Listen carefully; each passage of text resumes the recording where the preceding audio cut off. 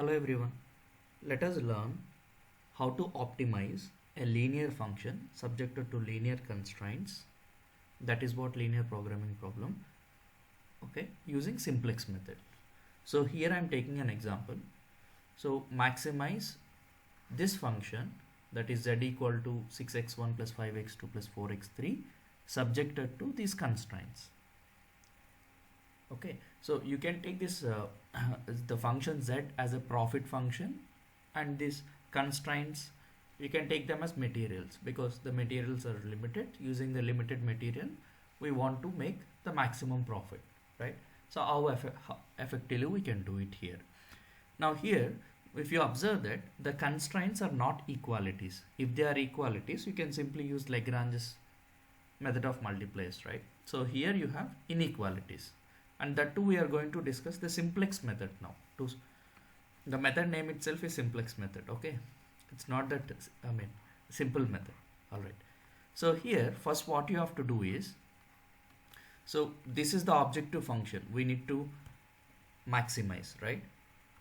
So first these inequalities, the constraint inequalities, we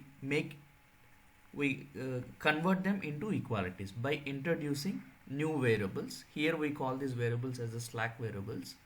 All right, so here if you observe that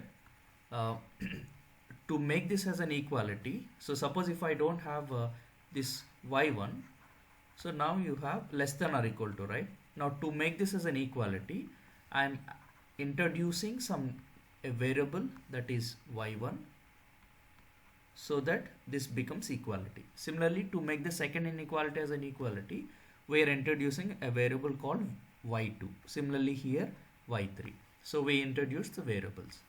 So when it comes to this objective function, what we have to do is we need to take these things, okay, to other side, or in other words, you try to convert this expression in such a way that the thing that you want to maximize must be positive. It means this z must be positive, and keep this, write this equation at one side only. So it means I need to bring everything to the other side. So if I bring it to the other side, so I get minus 6x1 minus 5x2 minus 4x3 plus z equal to 0.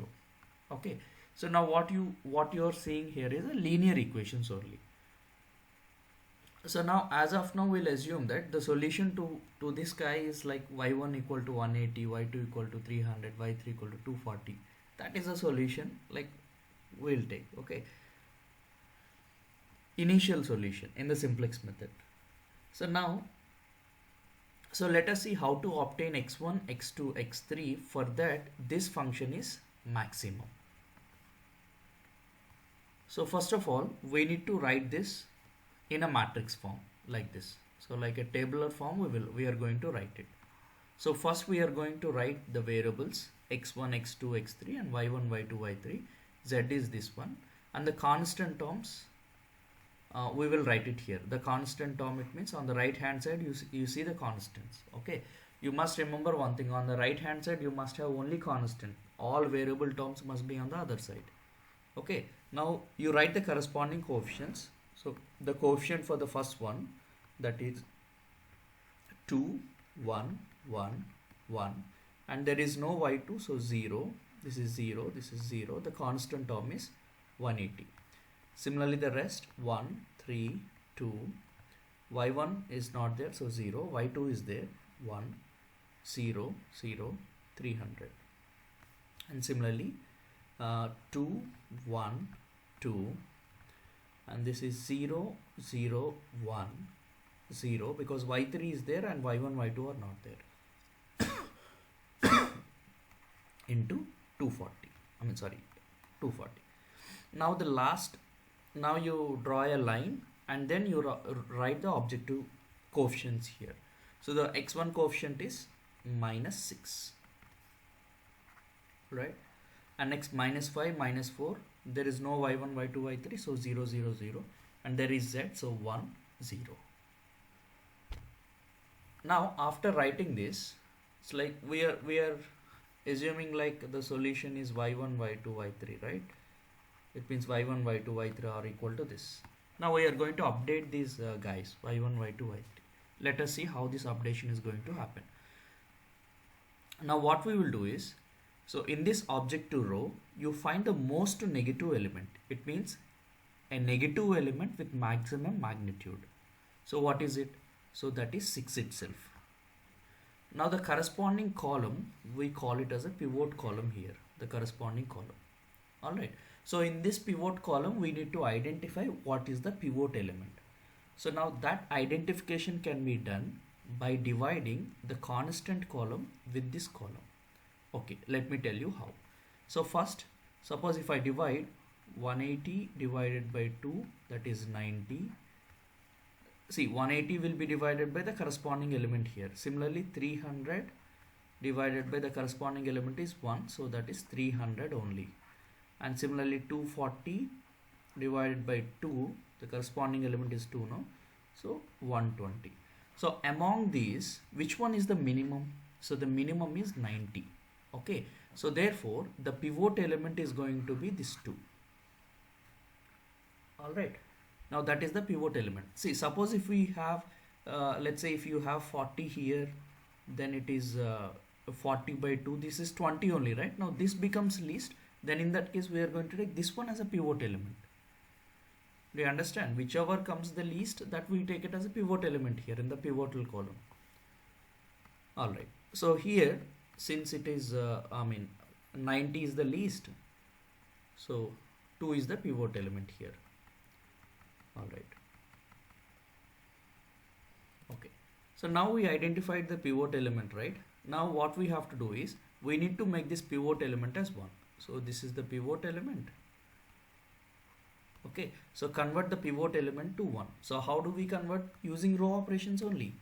So that is R2 divided by, not R2, that is R1, right? So R1 divided by 2. So that gives you 1.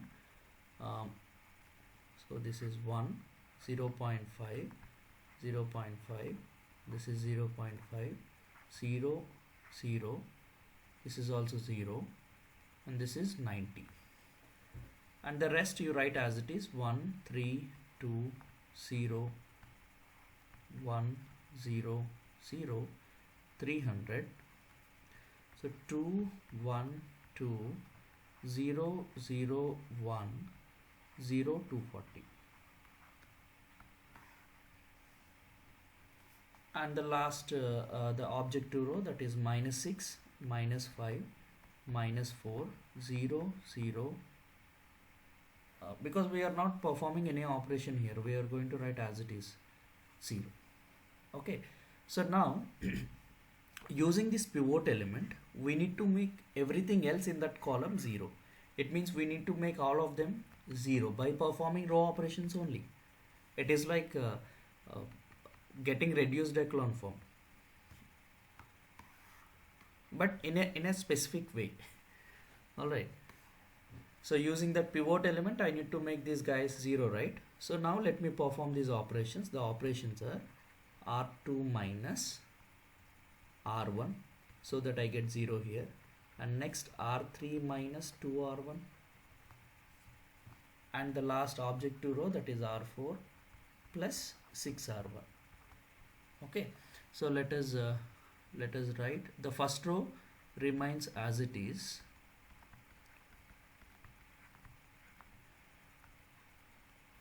But when it comes to the second row, if you subtract, it is 0, and it is 2.5, and it is 1.5, and this is minus 0.5, and it is 1, 0, 0, this is 210.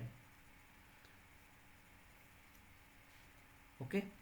So next, R3 minus 2R1. Alright. So R3 minus 2R1, 0. Now this is 1 minus 1, 0, and this is 2 minus 1, 1, and 0, and this is 0 minus 2 into 0.5, that is 1, so minus 1. Right, so be careful while performing the operation here. R3 minus 2R1. Okay. So next 0 minus 0, that is 0. So 1 minus 0, 1, and this is 0, that is 240 minus 180, that is 60. Okay. So we are done. And next the last row, so that is R4 plus 6 times R1. Alright.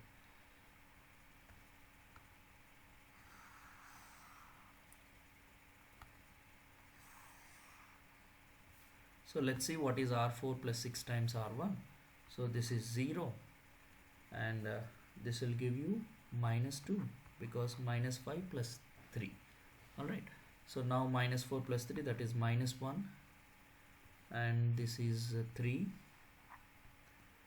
0, and this is 0, 1 minus 0, 1, and this is 0 plus here it is 0, and 6 times 90, right? That is 540. Okay. So we got it. So now we had the first pivot element, accordingly we made the rest 0. Okay. So now the variables updation is now this. So since the pivot one is this, right? So it came in the first column, that is x1. So the first element x1, the second variable y2, and this is y3. Okay. Now the solution is like x1 equal to 90, y2 equal to 210, and y3 equal to 60, like that. Anyway, now let's do one thing. Let's see what are the elements in the objective row. Are all of them are positive? If all of them are positive, we are done. But here if you observe that not all are positive here. So since these two are negative, we need to perform the same operations again. It means we need to identify the second pivotal element. So second pivotal element, again we are going to find where it has the most negative element here. So here is the most negative element. So in this column we are going to find the pivot element. So definitely pivot cannot be 0. So this we don't take into the consideration 0. So either this one or this one. So how do we decide which one is pivot? By dividing with the last element here. So that is 90 divided by 0.5. So that gives you 180. Alright. So whereas 210 divided by 2.5. So definitely this is the smallest one. Alright. So the second pivot element is going to be this. So now we need to make this as 1. So let us make it. It means what is the next operation we need to perform? R2 divided by 2.5. Okay. So R2 divided by 2.5 on this matrix. So let me perform. So there is no change in R1. So we need to write R1 as it is. That is 1, 0.5, 0.5, and this is also 0.5, 0, 0, 0, and 90. So R2 we are dividing with 2.5. So 0, 1. And once if you divide with 2.5, this becomes 0.6 minus 0.2 and 0.4, 0, 0, and 210 divided by 2.5, that gives you 84. And the next one, we will write it as it is 0, 0, 1 minus 1 and 0, 1, 0, and this is 60. Now if you see the variables, earlier we got x1 here. Now the pivot element is this now. It came in the second column, so x2, so y3. Alright. And how about the objective row? That is actually 0, minus 2, minus 1. And what else we have? 3, 0, 0, 1. 540. Okay. So since you have the pivot element here, except this, you make everything else 0 in this column. So it means what are the operations we need to perform? So the operations are nothing but R1 minus 0.5 into R2.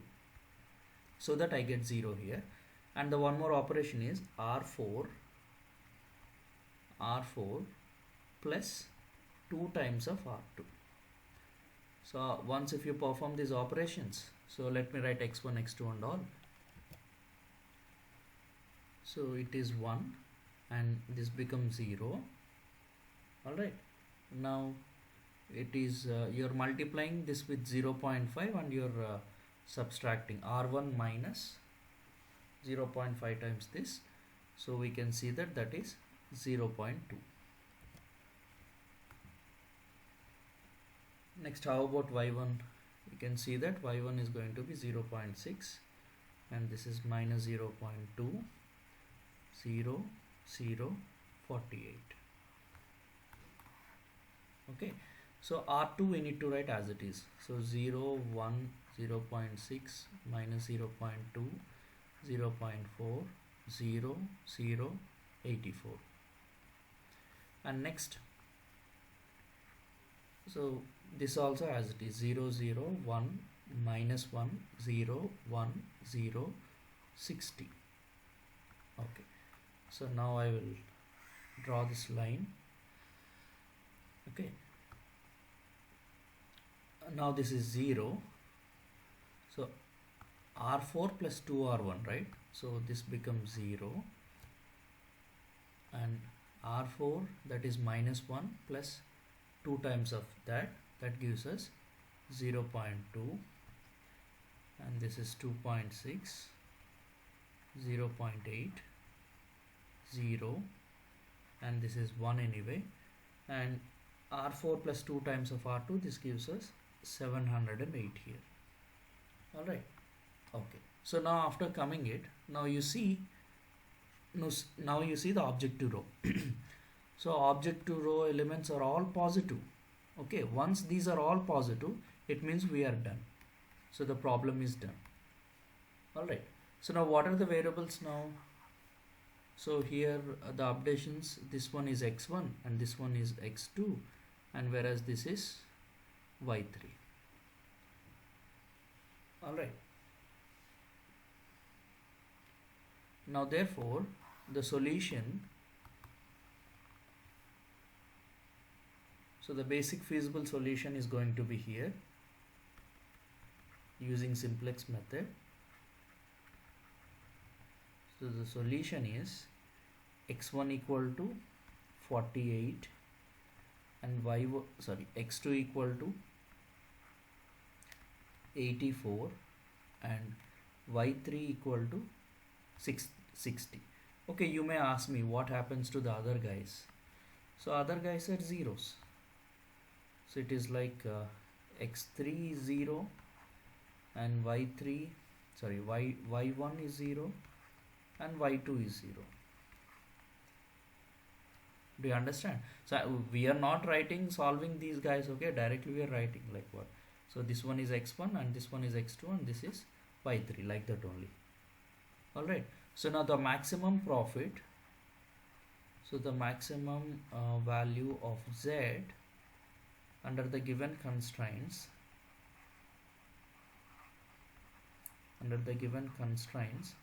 is 708. Okay, so this is how we can simply solve a linear programming problem using simplex method.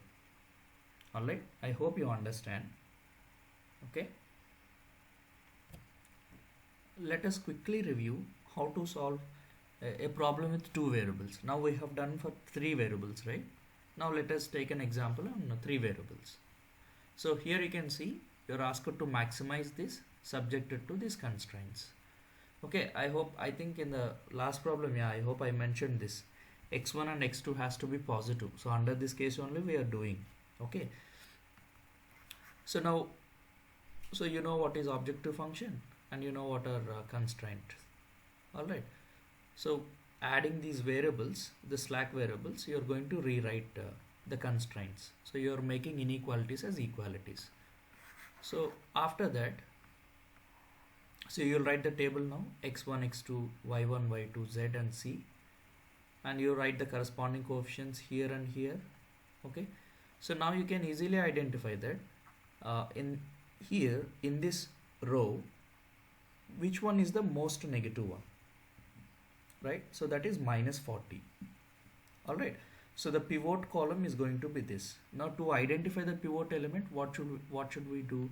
12 divided by 1, that is 12, and 16 divided by 2, that is 8. So this is the least. the smallest one is 8.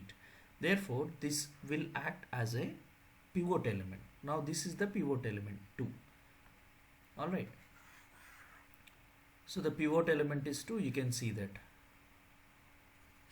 Okay, so since it is the least one, we are picking it. So initially the variables are y1 and y2. Now this y2 will become x1. Why? Because here in the first column it happened, no? So y2, so this one we will change it to x1. Alright, so in the next step you can see, so we will make this one as 1 by dividing with 2, and we were going to make these two as zeros. This is 0 and this is 0 by performing row operations. Okay, so you can see it here, a direct step has taken. So you can see that they made it 1 first and later they made these two guys as zeros. So now you see the variables y1 and x1. Okay, now you see the objective function row, which is this. Are all positive? No, this is negative, right? So we need to do it again. We need to do the same process again. So among this one, the most negative one is this one. So this will act as a pivot column. So obviously one pivot has occurred here, right? So the second one has to come here. Okay, so let us check. So even if you go by procedure, 4 divided by 1 by 2, that gives you 8, and 8 divided by 1 by 2, how much is it? It gives you 16. So this is the smallest. So definitely this is going to be the pivot element. Now we need to make that as 1. So to make it 1, you multiply the first row with 2. So if you multiply this row with 2, you'll get 0, 1, 2, minus 1, 0, 8. And the next you are going to write as it is. So now using first row, you need to make these two guys as 0. So just do it. Alright, but before that we must understand one thing. Here x1, since the pivot element we found it here, and this y1 will be changed to x2. The second one already changed it to x1. Alright. Okay, so just make them zeros. So by performing row operations, 0 here and 0 here. So finally this is what we found, and you can observe that all the elements here are positive. So since all are positive, alright, now we know what is the solution. The solution is nothing but, what is the solution?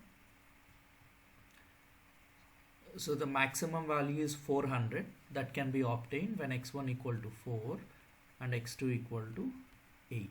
That is what it says.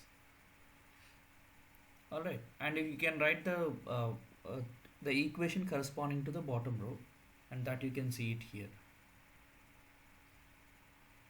So when this y1 and y2 are completely 0, then only it takes the maximum value. So that kind. Alright. So I hope you understand how to solve a problem using simplex method. Well, whether it is 3 variable or 2 variable. If it is 2 variable, it is so easy. If it is 3 variable, okay. Then also it is easy. It is not difficult. The maximum what you are doing is you are performing row operations in a particular order by identifying pivot elements. Okay. So I hope you understand. Yeah. Okay then. Bye.